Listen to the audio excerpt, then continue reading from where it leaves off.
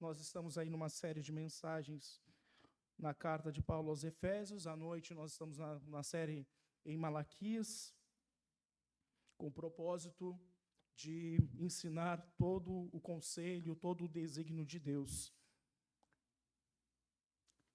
Então, Efésios, capítulo 2, dos versículos 11 a 22.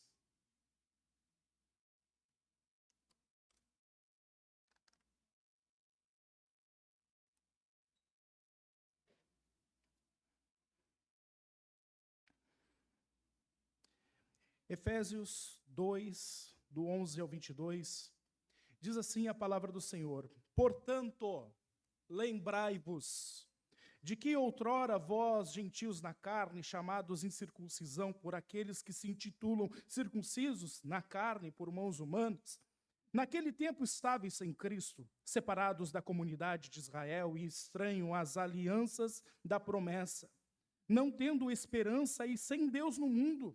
Mas agora em Cristo Jesus, vós que antes estáveis longe, fostes aproximados pelo sangue de Cristo, porque Ele é a nossa paz, o qual de ambos fez um, e tendo derribado a parede da separação que estava no meio, a inimizade, aboliu na sua carne a lei dos mandamentos na forma de ordenanças, para que dos dois criasse em si mesmo um novo homem, fazendo a paz.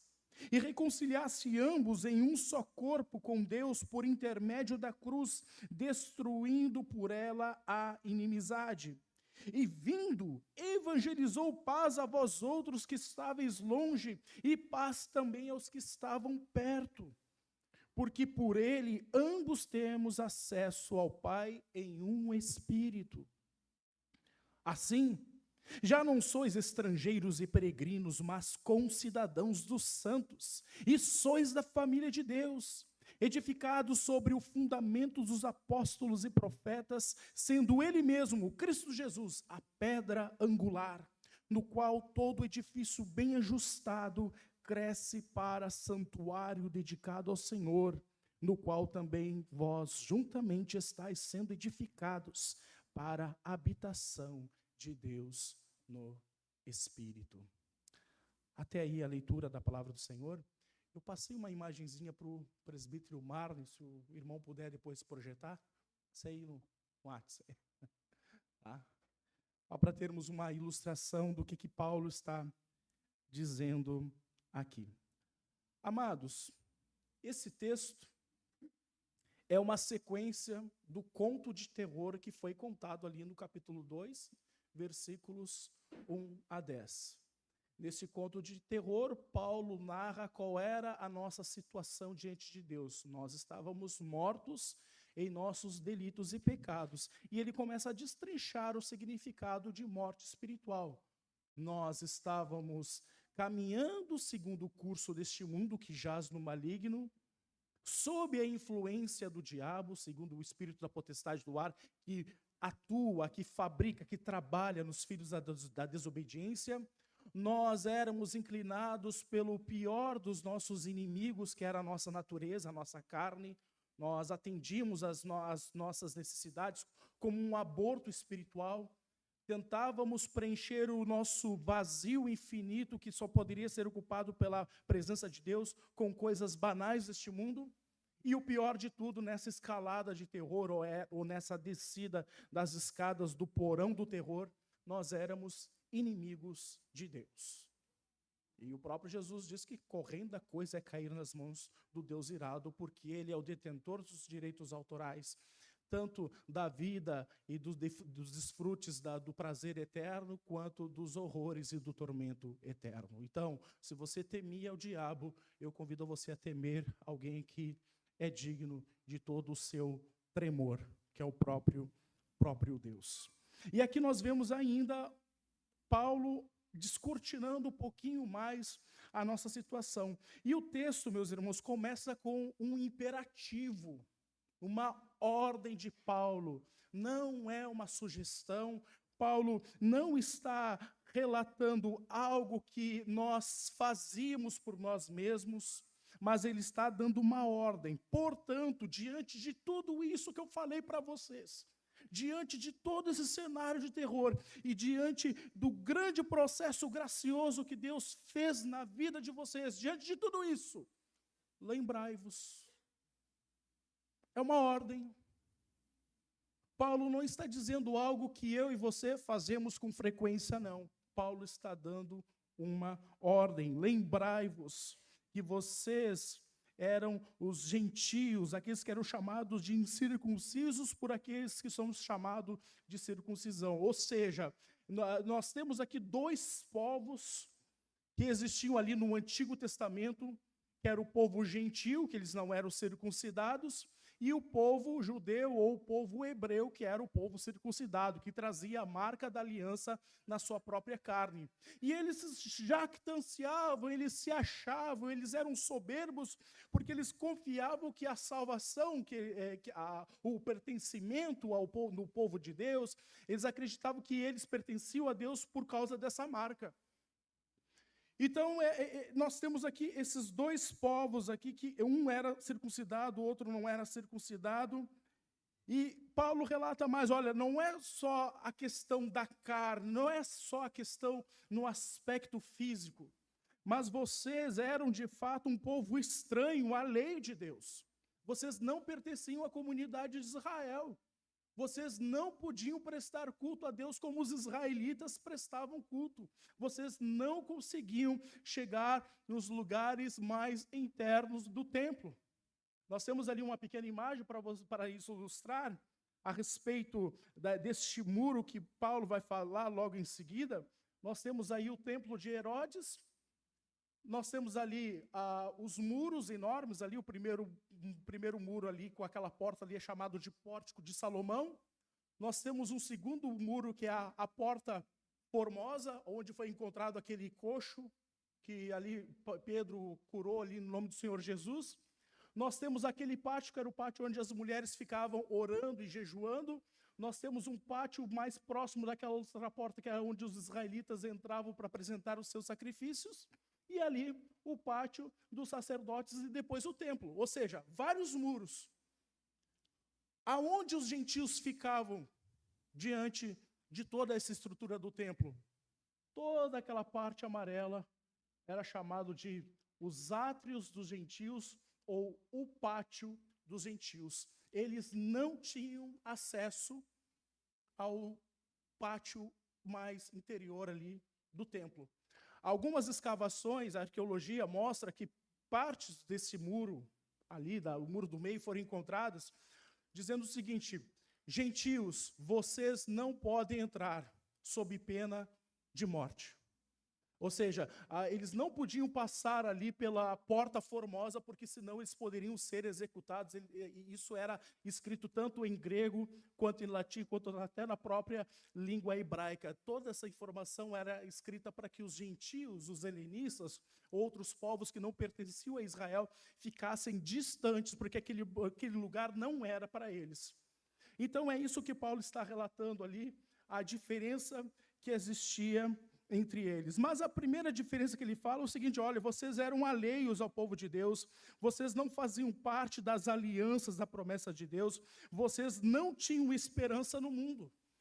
Vocês nasciam e estavam preteridos, vocês estavam destinados para uma situação sem Deus. E pare e pense um pouquinho.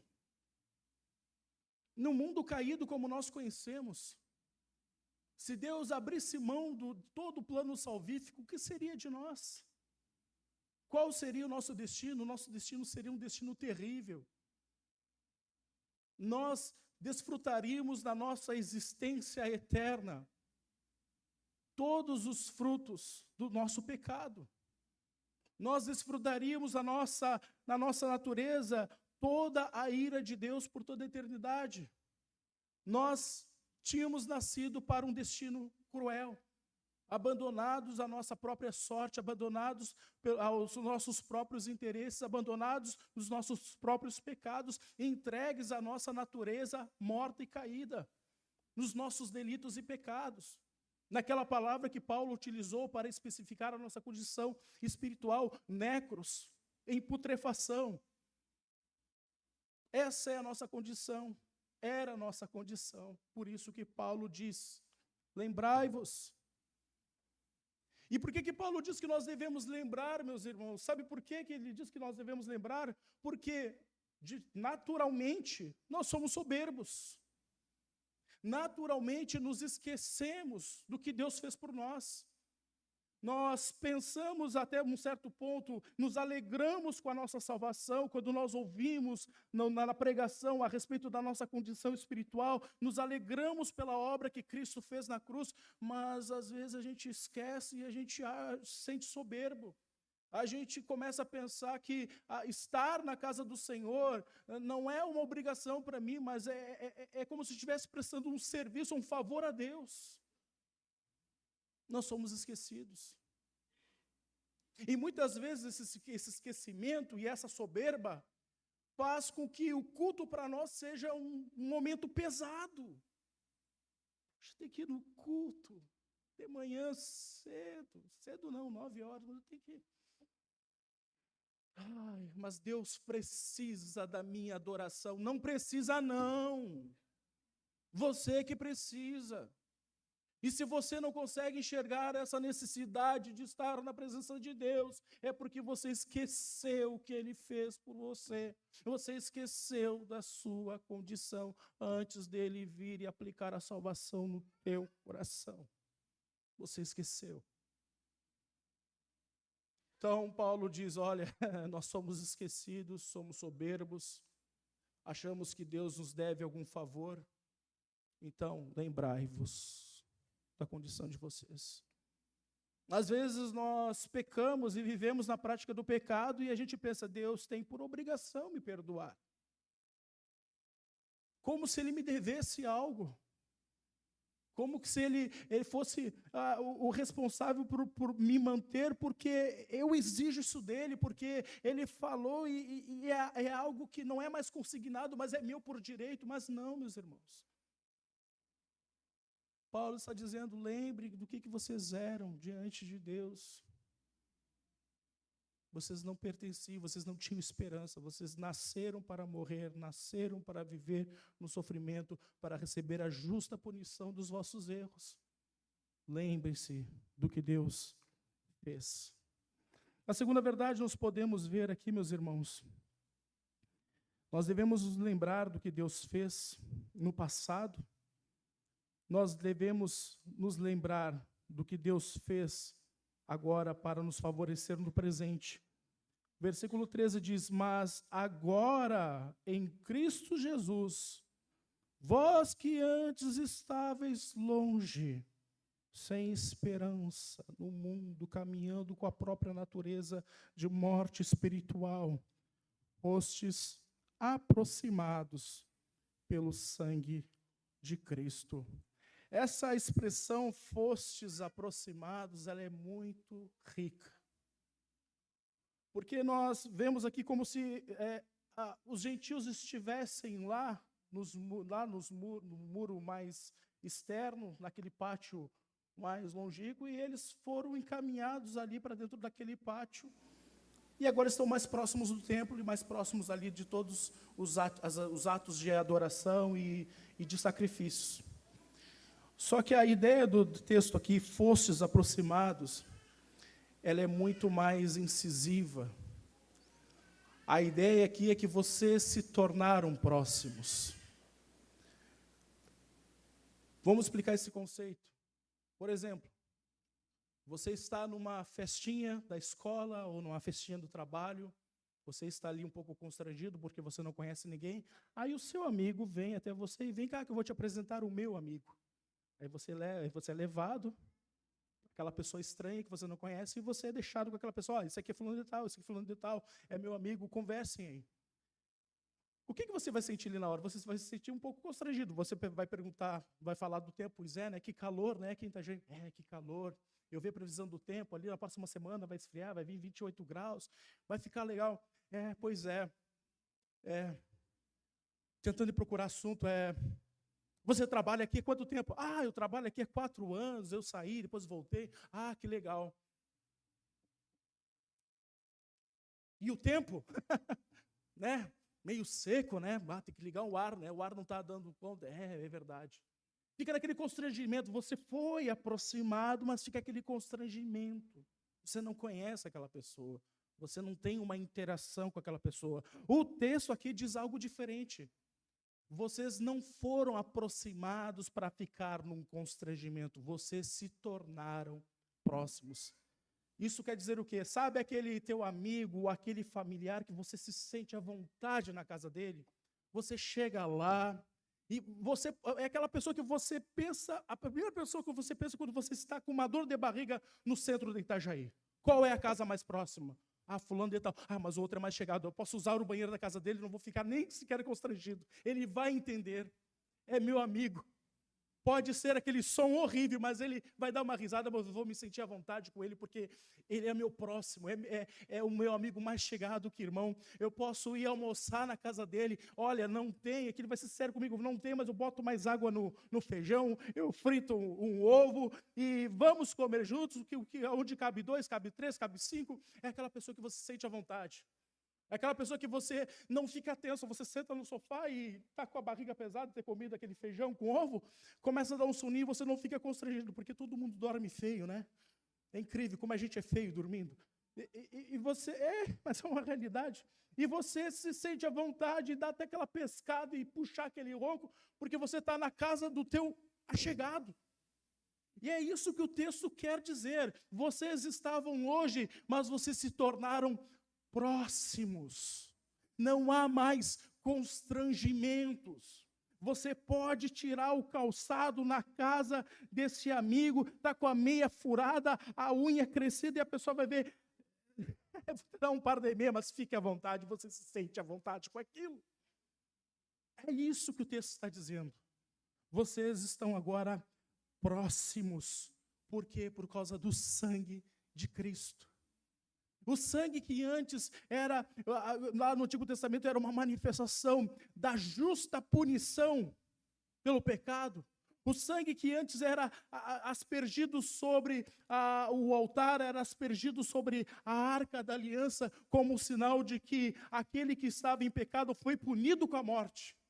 Agora é o sangue que nos aproxima, que nos reconcilia com Deus, que faz com que eu e você não sejamos mais estranhos diante de Deus, mas sejamos família. Família. É isso que o texto está falando, versículo 14, porque Ele é a nossa paz. Você não está mais em guerra com Deus. Ele não é aquela pessoa, eu te perdoei, vem aqui, e aí, tudo bem? Pecador miserável. Tudo bem, você não se sente à vontade. Não. Você foi, além de ser perdoado, você é abraçado, porque você agora é parte da família. Entra, tira o calçado, senta no sofá. Quer que eu ligue o ar? 16, 17 graus? Tira um soninho, fique à vontade. Você está na minha casa e a minha casa é a tua casa. É isso que o texto está dizendo.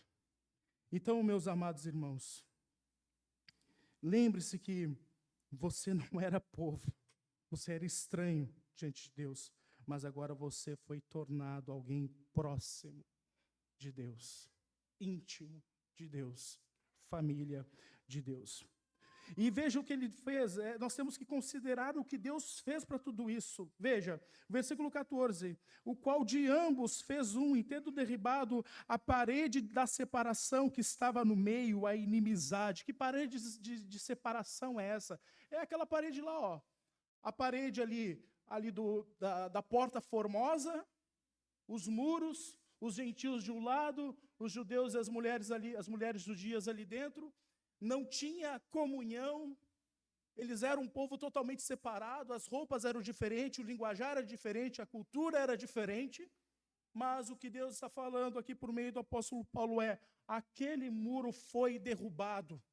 E não somente derrubado, mas aquele muro, além de ser derrubado, Deus aboliu na carne todos os mandamentos, as ordenanças que existiam no passado. Vejam, não a lei moral de Deus, os 10 mandamentos, mas as ordenanças, como não como carne de porco, a roupa tem que ser de um único tecido, as festas vocês devem comparecer, os sacrifícios devem ser dessa forma, dessa forma, dessa forma. Todas as ordens, todas as ordenanças que foram dadas ao povo hebreu, tudo isso foi abolido na carne de Cristo, tudo isso foi consumido no próprio corpo de Cristo, na cruz do Calvário. E ele diz mais, veja, a questão do versículo 16, e reconciliar-se ambos em um só corpo com Deus por intermédio da cruz, destruindo por ela toda a inimizade. O que Deus fez é algo magnífico. Nós não éramos povo, nós estávamos separados dos judeus, nós éramos um povo totalmente alheio, sem nenhuma promessa, um povo que não poderia viver as ordenanças que Deus tinha estipulado para o povo judeu, mas agora nós somos o povo do Senhor, o povo da aliança. E ele fez mais do que isso. Ele não somente destruiu tudo isso lá por meio do corpo de Cristo na cruz do Calvário, mas ele resolveu proclamar para os 4 cantos da terra o que ele fez. Sabe aquela festinha, e isso está certo. Você quer fazer uma festa de aniversário para o filho, mas os recursos são limitados. Então você fala baixinho, olha, fulano está convidado para a festinha do meu filho. Mas fala um pouquinho, porque eu não tenho muito. E aí eu não quero ficar constrangido que eu não consegui abrir o convite para a igreja. Você convida um, convida outro. Justíssimo, certíssimo. Deus não. Deus é tão rico em misericórdia que eu fiz uma festa de reconciliação e, ei, está resolvido. Entre pelas portas, venho para a grande festa, para o grande banquete. É tudo de graça, é tudo de vocês. Ele evangelizou paz a vós outros que estavam longe e paz também os que estavam perto. Ou seja, não somente os gentios foram beneficiados de forma graciosa pelo que Deus fez, mas ele também beneficiou aqueles que estavam lá naquele pátio e que não conseguiam entrar lá naquele prédio chamado de templo, onde tem o lugar santo e o santo dos santos. O que Deus fez foi destruir todas as paredes. O santo dos santos agora não tem mais parede. A porta está sempre aberta, tanto para o gentil que estava longe, quanto para o judeu que estava perto. Mas mesmo assim não conseguia desfrutar de toda essa íntima comunhão com o Pai. O que Deus fez foi destruir tudo isso. Agora tudo é santo dos santos. Agora tudo é presença do Pai com os seus filhos. Versículo 18, porque por ele ambos temos acesso ao Pai em um Espírito. Todos nós, judeus, gentios, brasileiros, argentinos, chilenos, ingleses, todas as nações, como foi dito no Salmo que nós lemos, no Salmo 47, no Salmo 18, versículos 49 e 50, eu cantarei entre os gentios. A promessa do Pai no Antigo Testamento sempre foi adoração, não só para Israel, mas para os gentios. A missão no Antigo Testamento era uma missão centrípeta. O que quer dizer isso? Os povos, as nações eram atraídas até Israel. A partir de Jesus Cristo e da sua ascensão, a missão passou a ser uma missão centrífuga, ou seja, a partir de Jerusalém, por meio de 12 homens, o evangelho se espalhou pelos 4 cantos da terra. Vocês lembram do que Jesus falou? Que vocês farão obras maiores do que a minha? Em 30 anos, eles conseguiram pregar todo o evangelho no mundo inteiro, conhecido como todo o Império Romano, ali daquela época. Todo mundo era conhecido como o Império Romano. Ou seja, Jesus pregou por 3 anos na região da Judéia, da região da Palestina. Em 30 anos, o evangelho já tinha chegado nos limites do mundo antigo, como era conhecido naquela época. 12 homens, 12 judeus, agora todos eles alinhando gentios e povos de todas as nações bárbaros para adorar e cultuar o nome do Senhor. O que isso tem a ver com a minha vida? O que isso tem a ver com as minhas experiências ou com os meus relacionamentos? Tem a ver que você tem que lembrar o que Deus fez para que hoje você fosse chamado de povo de Deus. Sempre, meus irmãos amados, nós teremos a tendência de esquecermos o que nós somos em Cristo. Veja um povo de Israel lá no deserto. Como era bom o Egito. Lá nós tínhamos cebolas. Aí tu vê que o povo era ímpio mesmo, gostar de cebola, né? Nós tínhamos os pepinos. Não lembravam do trabalho escravo, não lembravam que eles eram chamados de povo impuro, de povo imundo. Não lembravam que os egípcios tinham matado os primogênitos de 2 anos, as crianças de 2 anos para baixo, os meninos de 2 anos para baixo. Não lembravam de nada disso. Como nós temos facilidade em esquecermos as nossas lutas. Graças a Deus por isso. Mas como nós temos facilidade em esquecermos o nosso sofrimento, a nossa vida como era sem Cristo, uma vida sem graça, uma vida desgraçada, uma vida sem esperança, uma vida manipulada por seres e entidades que nós não conhecemos, por filosofias que são talhadas para distorcer a humanidade, desfigurar a imagem de Deus na humanidade. Nós nos esquecemos. Por isso, Paulo diz, lembrai-vos. Lembrai-vos. Versículo 19, nosso terceiro ponto, é uma conclusão de tudo aquilo que Paulo está ordenando. Vejam, assim, já não sois estrangeiros e peregrinos, mas concidadãos dos santos e sois família de Deus. Agora veja aqui, meus irmãos, que aqui no versículo 14, ele, além de derrubar a parede de separação que existia entre o judeu e os gentios, ele também criou um único homem por meio de 2 povos. Versículo 15, aboliu na sua carne a lei dos mandamentos na forma de ordenanças, para que dos 2 criasse em si mesmo um novo homem fazendo a paz. Um homem pacificado com seu Criador. Adão e Eva, eles tinham paz com Deus. Não tinham do que se envergonhar diante de Deus. O que o Evangelho está propondo é, agora, assim como no estado original, vocês estão pacificados. Não existe mais separação do santo dos santos com o povo judeu. Não existe mais separação entre o judeu e o gentio. Agora vocês são um povo, mas não somente um povo, vocês agora são família de Deus, edificados sobre o fundamento dos apóstolos e profetas, sendo Ele mesmo, Cristo Jesus, a pedra angular, e no qual todo edifício bem ajustado cresce para santuário dedicado ao Senhor. Veja, a linguagem que Paulo está utilizando, lembre-se do templo, vejam as separações, vejam os muros, vejam os tijolos, vejam as pedras. O Senhor derrubou todos esses muros e agora fez de você pedras. E a principal pedra é Cristo, a pedra angular. E essa pedra angular estabeleceu um alicerce, que é o alicerce dos profetas e dos apóstolos. E você é uma pedra que está sendo colocada sobre esse fundamento firme para construir um grande prédio. O versículo 22, no qual também vós juntamente estáis sendo edificados para a habitação de Deus no Espírito.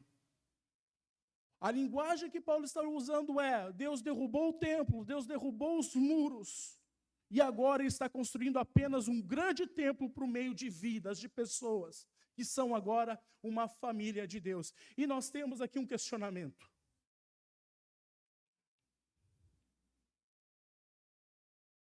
Você é uma pedra. Você é um tijolinho que faltava na minha construção, como diz aquela música. Mas você é um tijolo.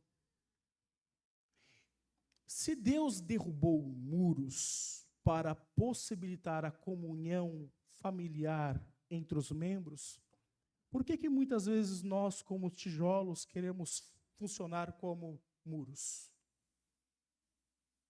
Às vezes a gente funciona assim. A gente provoca divisão na igreja, a gente provoca panelinhas. Aqui é o grupo do pessoal dos 40 anos. Não, 39 não pode, só dos 40 anos. Nós vamos falar agora lá, ali dos anos 80 e tal. Ah, mas eu quero aprender um pouquinho mais. Não, você não pode. Por que nós criamos esses muros? E eu não estou falando aqui das sociedades internas. Nós sabemos que a função das sociedades internas é cooperar e para a edificação da igreja. E elas têm que trabalhar para isso. Mas eu estou dizendo que, às vezes, a gente tem os nossos grupinhos, os nossos guetos, as nossas separações, ou até mesmo, nós presbiterianos, temos o gueto dos presbiterianos. Somos os melhores. Guilherme, que eu não sou um tijolo, eu sou uma pedra, bem geladinha. Mas, às vezes, a gente funciona assim, meus irmãos. Sabem que em outros momentos nós funcionamos como tijolos independentes que quer construir muros em vez de templo? É quando nós optamos ficar na nossa casinha, porque é sufocante demais estar aqui com os irmãos, é ruim demais. Fica lá, eu não conheço ninguém, não gosto de ninguém. Eu vou ficar em casa, vou adorar o Senhor aqui na tela do meu computador, da minha Smart TV, vou ver lá a pregação, eu estou edificado. Nasci para ser um tijolinho isolado, me achando que sou um templo. Você não é templo.